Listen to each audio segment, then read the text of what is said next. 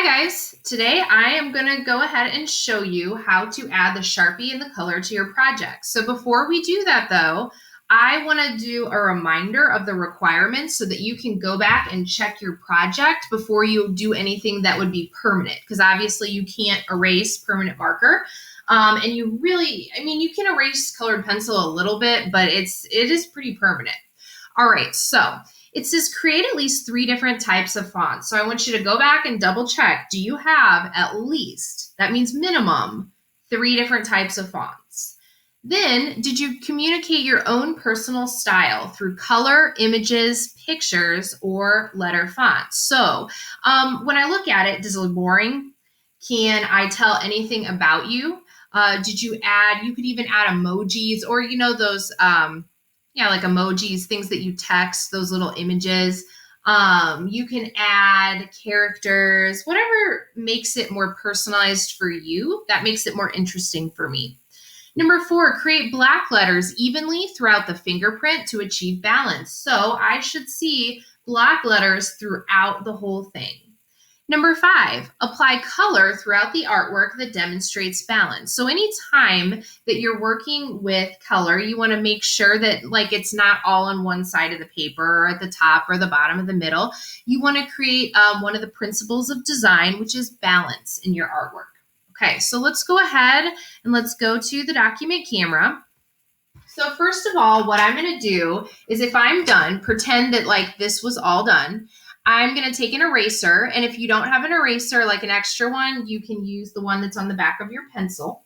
And I'm just going to lightly, and actually I like to erase in circles because I feel like it smudges less. I'm going to lightly erase some of the graphite, because remember, pencil, it's not lead. They stopped using lead years ago, kids. I'm going to lightly erase my pencil lines. Just like that. Now, if you have a Sharpie at your house, you want to go ahead and use it. Now, some people like to use the fine point, which is the thicker Sharpie.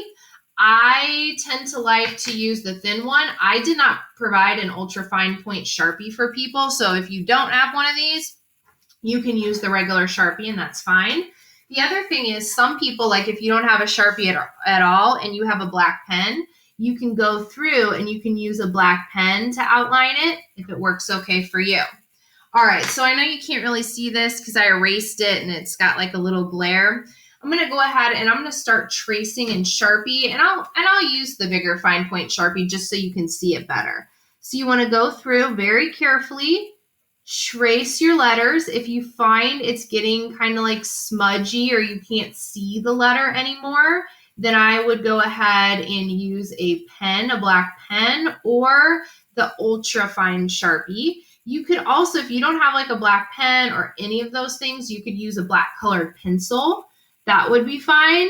I don't have any other ideas besides that, but those are all fine if you don't have a Sharpie at home. Just try to find something that you could outline it in. All right, so I would go through again, get all of my Sharpie done. Then I'm going to go through and I'm going to start adding color. I guess I should just do this whole word because it looks weird if I don't do it. All right. Dedicated. All right, so pretend I had everything Sharpied. Okay, this is what my kind of finished one looks like. I'm going to go through and I'm going to start adding color. Now, I suggest using colored pencils because they have a thinner point. If you have your own gel pens or your own markers that are yours, not mine, but yours, you're welcome to use that too. All right, so I'm just going to go through. I'm going to start adding color. Remember, you want this to try to balance if you can. If you're one of those people, you're like, well, Miss Hall, can I do shading and I don't know, different things like that? Sure, go ahead. If you want to shade because you want to practice, you can do dark to light. So I could dark to light on here if I wanted to. Some people ask me, can I color the background? Yes, you can color the background of this, but I would wait until you have everything completed and then color the background. So this is what my finished one looks like. I tried to add color at the top, the middle, and the bottom, and I tried to make it balanced.